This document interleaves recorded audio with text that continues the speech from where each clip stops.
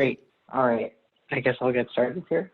Hi, everyone. My name is Ari Lazarus, and I'm a consumer education specialist with the Federal Trade Commission. And today we are going to talk about cybersecurities and resources from the FTC.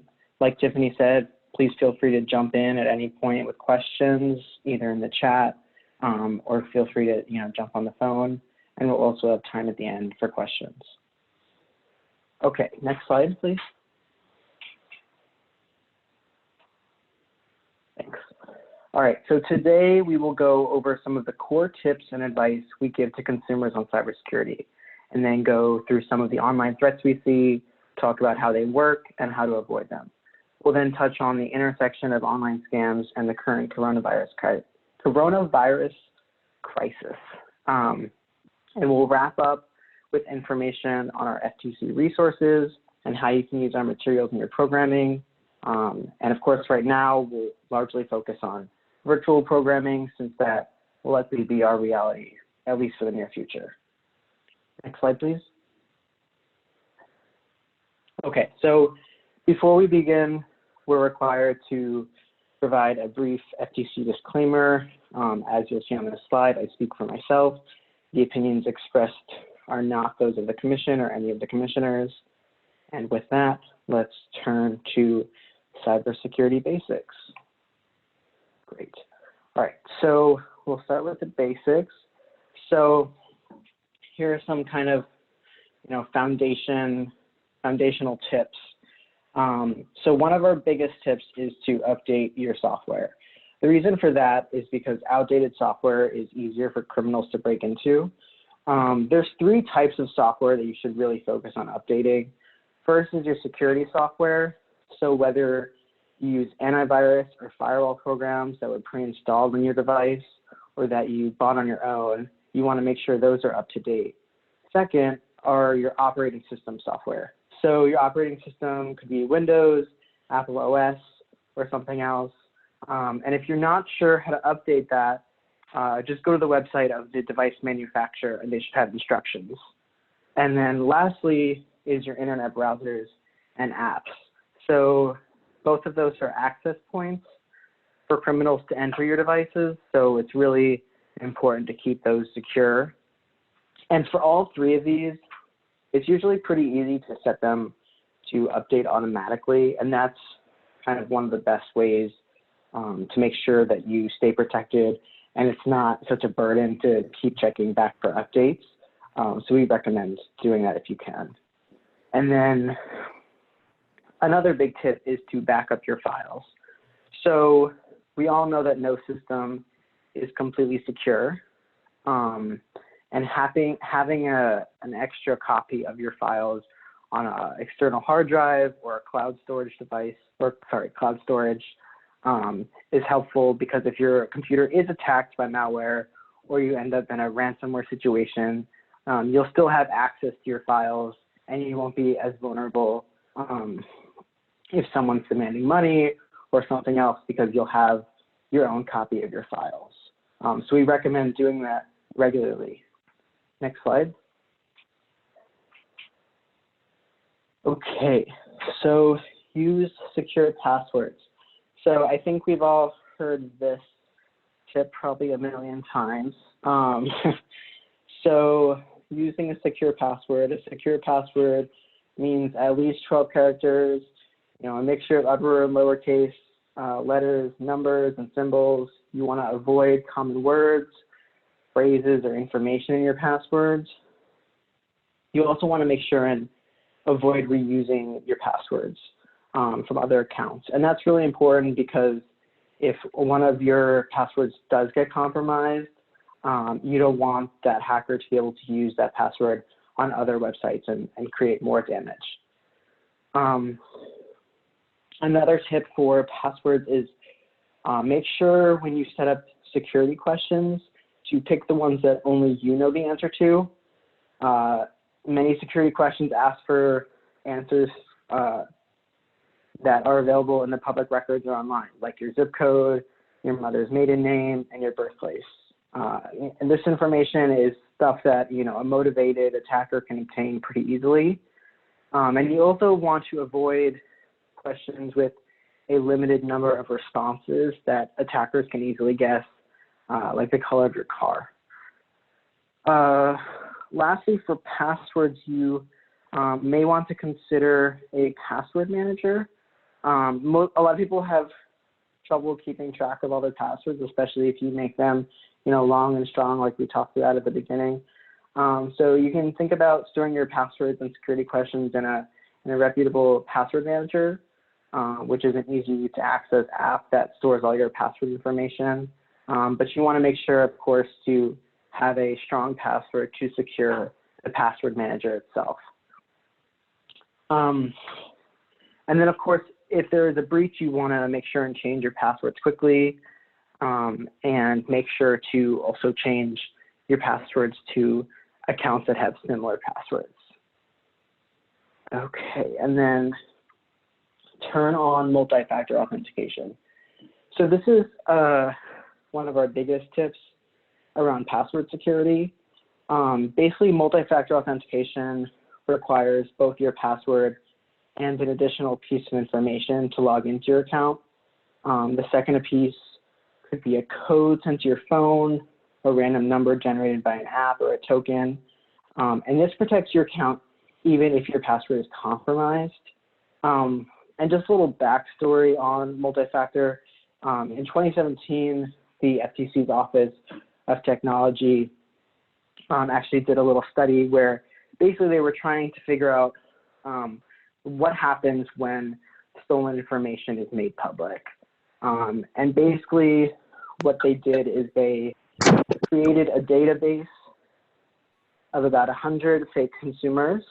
And they, to make it realistic, they used popular names from the census, addresses, and email addresses that corresponded to one another. And then they posted the data on essentially the dark web, right? Websites that hackers and others use to make stolen credentials public. And they actually posted it twice. And the second time they posted it, it took only 9 minutes before the crooks tried to access the information.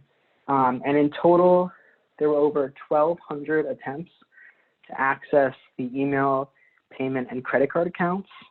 And they used the information to get all types of things from online dating memberships to pizza, to all types of, you know, interesting purchases.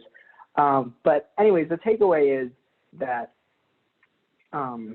two-factor authentication actually came out as the most effective method in that study of preventing identity thieves from being able to access accounts because they weren't able to, you know, get to the second factor, whether it be a token or a code sent to your phone. So I thought that was really interesting. And if you're interested in that study, feel free to email me and I can send that over to you. Okay, next slide.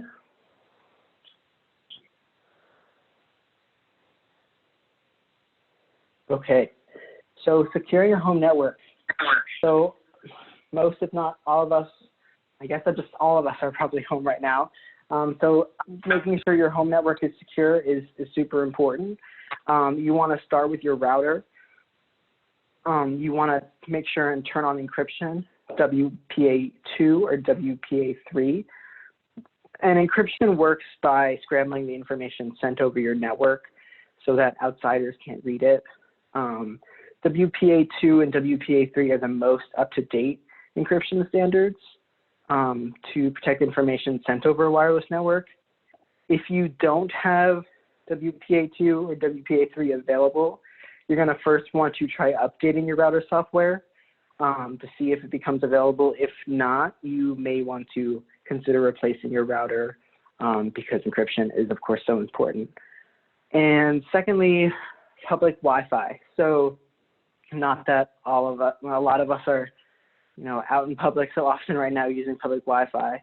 But it's important to know that you should assume that public Wi-Fi is unsecured, meaning that other users on the network can see what you see and send. You also want to avoid using Wi-Fi to access personal or financial information. You want to save your online shopping, banking, and other personal transactions for when you are on your home network. And of course, making sure your home network is encrypted. If you're on the go, you may want to use your mobile data. If you are on public Wi-Fi, you want to make sure to use secure websites. And a secure website will encrypt your information while you are signed into it, even if the network is not secure. So the way to know if a site is secure is to look for HTTPS in the web address. You want to make sure it's on every page, though, not just the first page when you log in, because each page needs to be encrypted for the encryption to really work. Okay, next slide. Okay, phishing. All right, let's now talk about some of the major threats online. We will start with phishing. Next slide. Okay. All right, so you probably know how phishing works. It's when a scammer uses fake emails or text or copycat websites to get you to share valuable personal information, like account numbers, social security numbers, or your login IDs and passwords. It happens when you get an email or text that seems to be from someone you know, where it asks you to click a link, or give your password, bank account, or other sensitive information. They also pressure you to act now, or something bad will happen. Phishing scammers like to lure their targets into a false sense of security by spoofing the familiar, trusted logos of established legitimate companies. Or they might pretend to be a friend or family member. They often make it seem like they need your information or someone else's quickly, or something bad will happen. They might say your account will be frozen, you'll fail to get your tax refund, your boss will get mad, even that a family member will be hurt or you could be arrested. In short, they lie to get you to give them your information. Next slide. Okay, so here is a real-life example of a phishing email, just to show you how sophisticated they can be. They are obviously spoofing Netflix here, and they're looking for account details, saying it's important to do now because there will be trouble with the billing information and with your account. So this has many of the red flags of a classic phishing scam. Like I said, they can be quite sophisticated. Here, the logo is correct. A lot of the branding looks, like Netflix. So these can be pretty complex schemes. Okay, next slide. Okay, so how do you avoid phishing? You first check it out. Look up the website or phone number for the company or person behind the text or email. Make sure that you're getting the real company and not about to download malware or talk to a scammer. Second, you can talk to someone. Talking to a colleague or a friend might help you figure out if the request is real or a phishing attempt. Lastly, make a call if you're not sure. So pick up the phone and call the vendor, colleague, or client who seems to have sent the email and confirm that they really sent it and they really need the information from you. And make sure to use a number you know to be correct, not the number in the email or text. Next slide. Okay, great. So we actually have some great videos that we always encourage our librarians to share, and they can be great for programming. And I'm actually going to show you 3 of them that are actually 3 of my favorites now, that are called Fishy Home, Fishy Store, and Fishy Office. And they all kind of go through different examples of phishing scams. Yeah, all the way to the left, I think, is Fishy Home. And they're all about a minute long. All right, thanks. Good afternoon, Mr. Thomas. I'm from your credit card company. We suspect several unauthorized transactions on your card. Really? My credit card company? Yes, and we care about your security, so we make house calls. Good news is you give me your social security number, and we'll take care of you. Is that all you need? Oh, not quite. We also need your PIN number. I forgot. What's that on your back? Nothing? Oh, I get it. You're phishing for my personal information, right? No. So you can steal my identity, right? No. Then how come you have a fin sticking out of your back?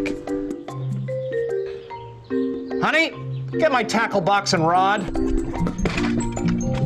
OnGuardOnline.gov has tips to help you guard against internet fraud, to secure your computer, and protect your personal information. To be more secure online, log on to OnGuardOnline.gov. Stop, think, click.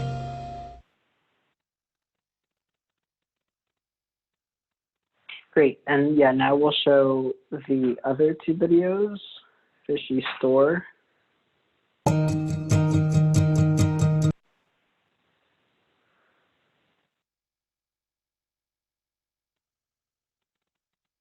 Is the audio loud enough? Is it? It's working for me. Video sound working? Okay. If it cuts out, let me know. Just type in chat.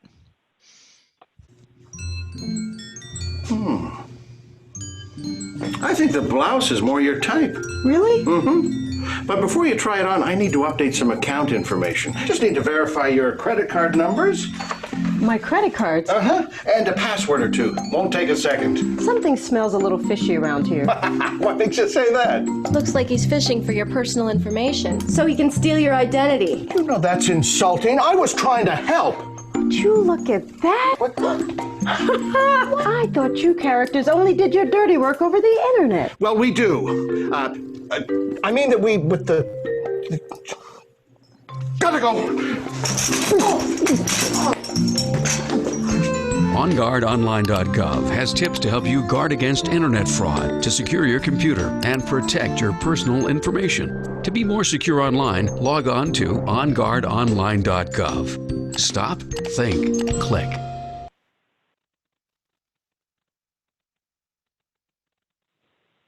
All right, and then yeah, just Fishy Office.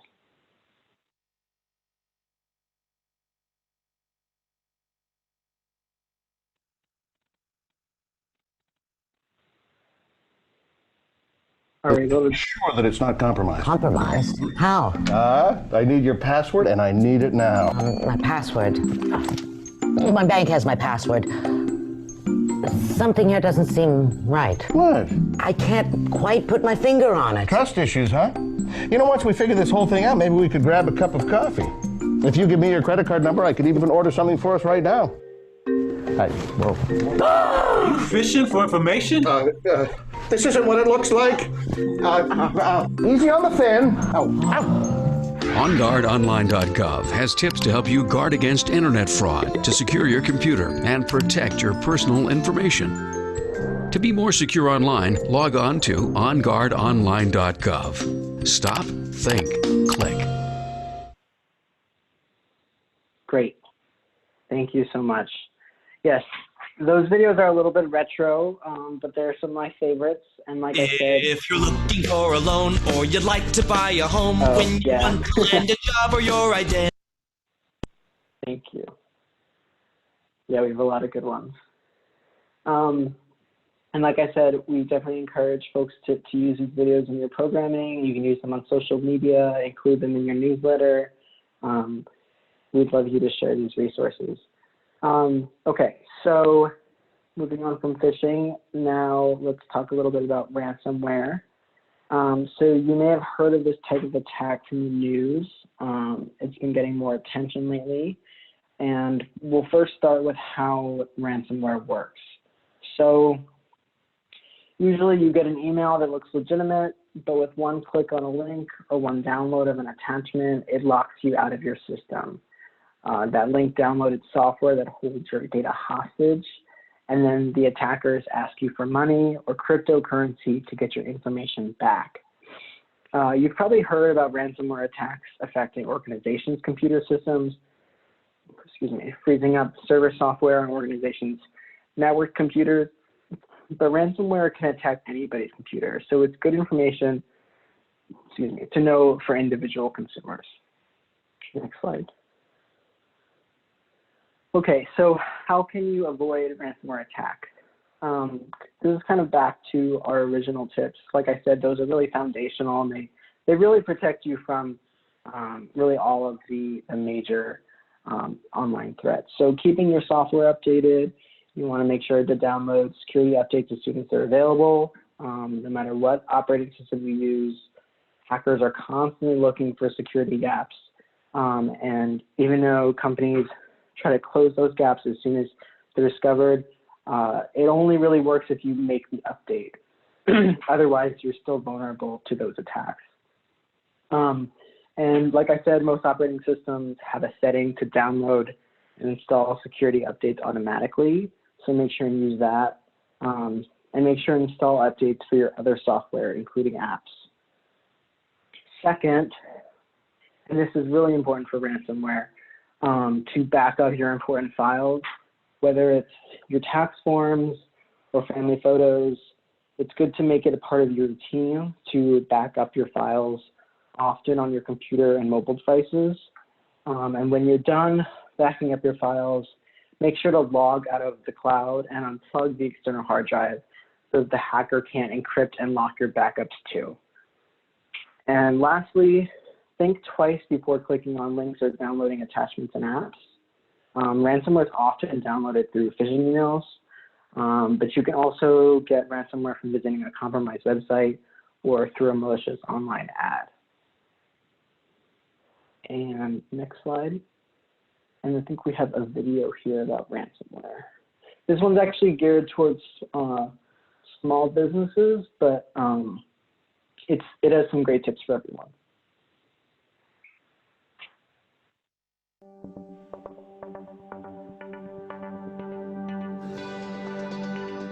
You get an urgent email at work, maybe from HR or your company's CEO.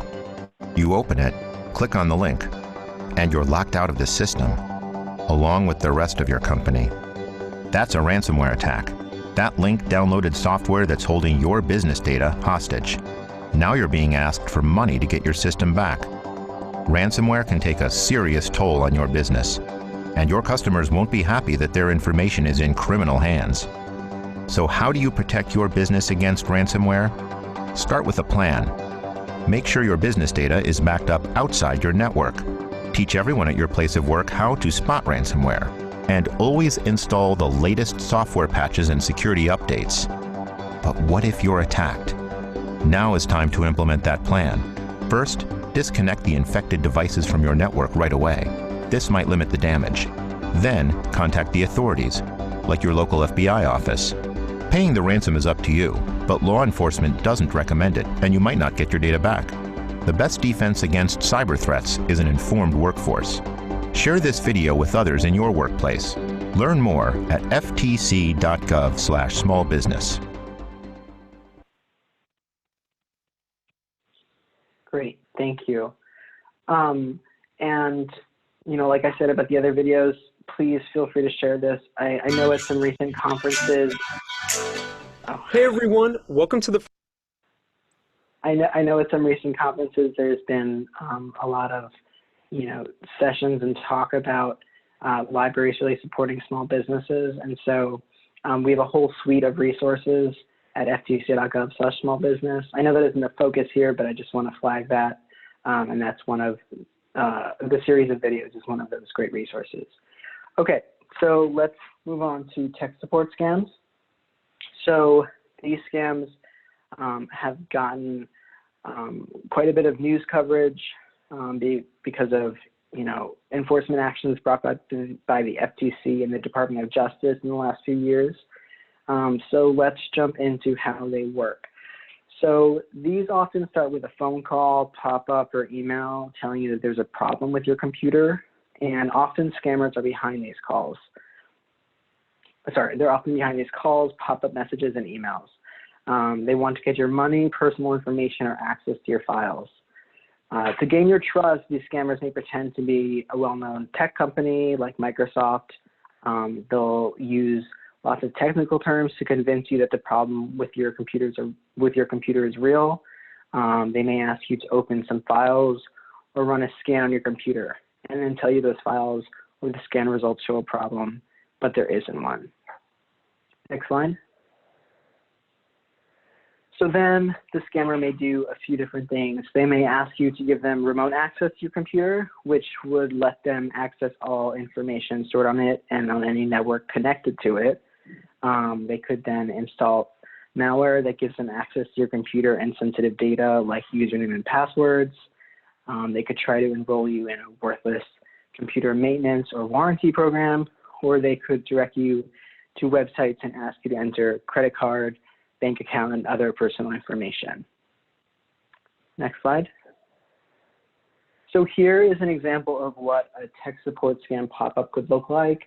As I mentioned earlier, these can pop up as an urgent alert that directs folks to call what appears to be a legitimate tech company, only for it to be scammers looking to take your money or your personal information. Next slide. So what should you do if you think there really is a problem with your computer and you want to avoid tech support scams? First, if you think there might be a problem, you want to make sure and update your computer security software, and then you want to run a scan and see what comes through on that.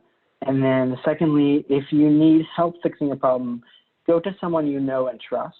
Many software companies offer support online or by phone, and stores that sell computer equipment also offer technical support in person. Next slide. Okay, and here we have a video. This is another one of my favorite ones. We actually spoke with a victim who tells us. My name is Don Holmes. Live in Sun City West, Arizona. In this community, we're all seniors. After you move in here, even if you don't know anybody, you get to know other people you enjoy doing things with. I use a computer predominantly for email and to get the news. One day a thing pops up and kind of blocks the screen and says, you've got all kinds of viruses in your computer. The design of the pop-up had a Microsoft logo on the top, and they had a number. And I couldn't get rid of this thing on the screen. Turned the computer off, turned it back on, still there. So I called the number. They identified themselves as Microsoft. I had no feeling that there was anything wrong. Tech support scams are real, and they're causing enormous consumer injury, hundreds and hundreds of millions of dollars, and that's just based on the FTC's own law enforcement work. Just like Mr. Holmes, a lot of people are getting pop-ups on their screens, and often they claim to be associated with a company such as Microsoft or Apple, giving them lots of credibility. They told me they would clear what they considered to be malware in there.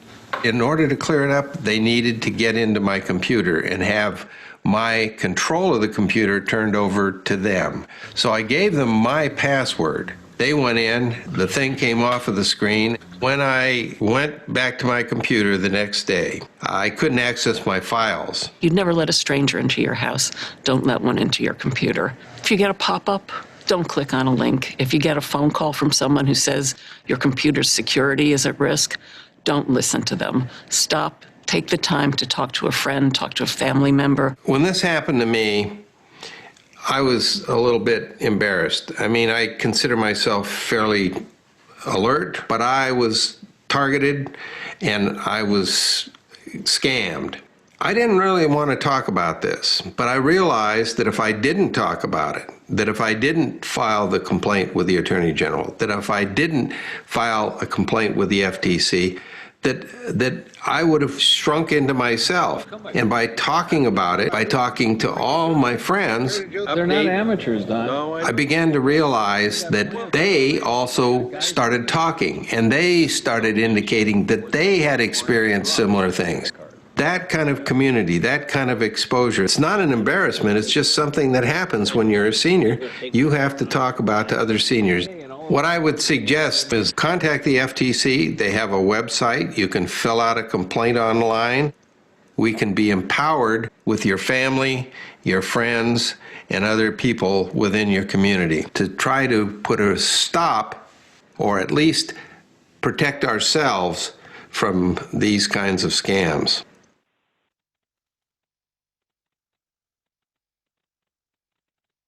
Great, thank you. All right, so those are the major threats. Now we're going to turn over and talk a little bit about the online scams that have been going on recently with the coronavirus. Next slide. So these tips have been developed mainly for small businesses, but again, these really apply to everyone. So please feel free to use these and share them with your patrons. They may be especially helpful to any small business owners in your community, but like I said, they're really for everyone. So one of the big scams we're seeing are fake emails, texts, and malicious websites. Fraudsters are sending messages that claim to be from the CDC, the World Health Organization, or other public health offices. They may ask for a social security number, tax IDs, and other sensitive information about your employees, your business, your customers. They want to get your money, get your information, and may even get you to click on a link or download a document that downloads malware. And that's not just your computer, but it could infiltrate the business network if you're connected. The big tip here is do not click on links from sources you don't know, and remind your staff in this case to do the same. And again, it's also super important here to have your antivirus software be updated so that it can protect against these threats. Next slide. Okay, so here's another scam. These are the business email scams. So in this example, an employee could get a message that appears to be from a company higher up directing the person to wire money, transfer funds, send gift card codes, or give passwords or bank accounts. But in reality, a scammer has spoofed the boss's email address or phone number. But in these times of uncertainty, an employee could get one of these requests and not think much of it. They might think it's an emergency request, and they might just go through with it. So it's really important to look out for these. So it's important to warn your staff about these scams, give them a central in-house contact where they can verify requests they receive, and ask everyone working remotely to make sure their computer security is up to date. Next slide. Okay, so IT scams. So these work where your employee gets a message from someone claiming to be from your IT department, asking for a password or directing the recipient to download software. And these scams are particularly problematic now due to what cybercrime experts are calling social engineering, or essentially manipulating human behavior to facilitate fraud. So con artists are generally pretty good at what they do. They can, make it seem like they know a lot about your business. They could, say things like, I spoke to Fred who said you were having a computer problem, or the meeting has been shifted to our new teleconferencing platform. Here's the link. Using language that sounds convincing and realistic, and end up having folks click on a link that causes a lot of issues. And again, your best defense is, education, making sure employees know about this type of scam, and where to go to get accurate information, and send them messages often to remind them never to give out passwords, and don't be quick to click on links. So yes, next slide, thank you. So that's it for kind of the content portion here, but I wanted to talk a bit about our resources and kind of how you can work this into your programming. So first, I would direct folks to ftc.gov/onguardonline. That's the place to start for online safety and cybersecurity topics. There you'll find articles and videos on everything we talked about today, but also topics like setting up a secure home network, managing mobile apps, and advice on securing Internet of Things devices. And for those of you who do programming, this can be a great starting point to find resources and videos to pull together for a program on online safety or other cybersecurity topics. If you're looking for other programming ideas, ftc.gov/libraries has some great options. We also have a calendar there. We talk about different times of the year where cybersecurity topics can be really focused on. Like October is National Cybersecurity Awareness Month. There's a few other dates throughout the year. So that's another great resource. Let's see, ftc.gov/subscribe. That is a great site to link to and to share with patrons and your colleagues. That's where you can go to sign up for the FTC's consumer alerts.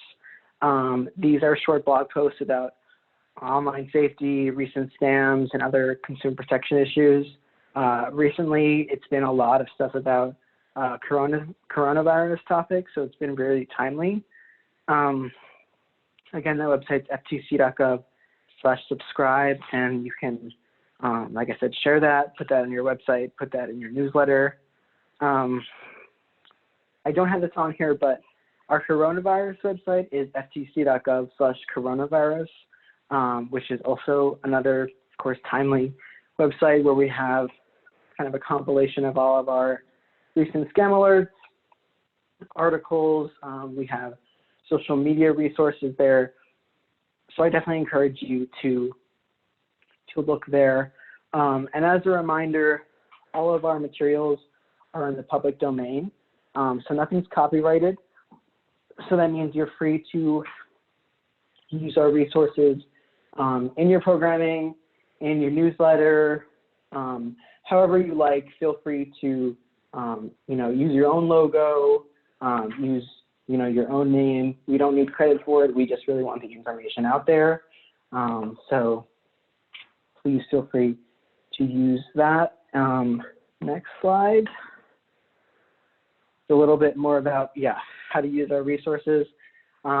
Please feel free to link to our tips, our FTC websites that I listed. Use the text on your site, like I said, in newsletters. Print to distribute. We're probably not doing a whole lot of that right now, but when we do get kind of back into the swing of things, it's a good thing to know that you can print and distribute any of our articles or resources with your logo on it. And so people know that it's coming from a trusted resource, their hometown library. Next slide. Okay, and then a great place to follow us is on our social media platforms. So we are on Twitter at FTC, and then we have a Spanish channel that's La FTC, and we also have a Facebook page, Federal Trade Commission. We also have I'm not sure about the Spanish Facebook page, so I will get back to you on that one. I think it's either in the works or it's up, but I'll check on that. But those are some great ways to stay connected with us. We do Twitter chats, we do Facebook Lives. Especially now, it's a great way to stay connected with us. We've been putting out lots of social media graphics and articles about the coronavirus that are great to just retweet or post out to on your own Twitter or Facebook pages. And yeah, they're really great materials. And with that wraps up. Next slide. All I had here. So does anyone have questions? Feel free to write in the comment box or jump on the call.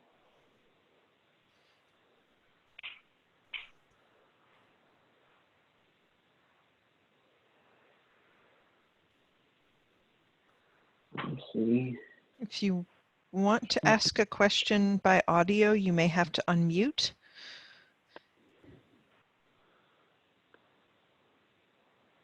Thank you. All right.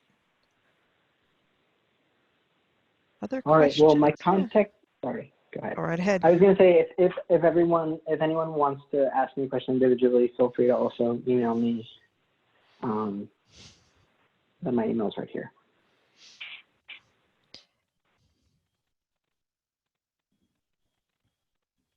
Okay.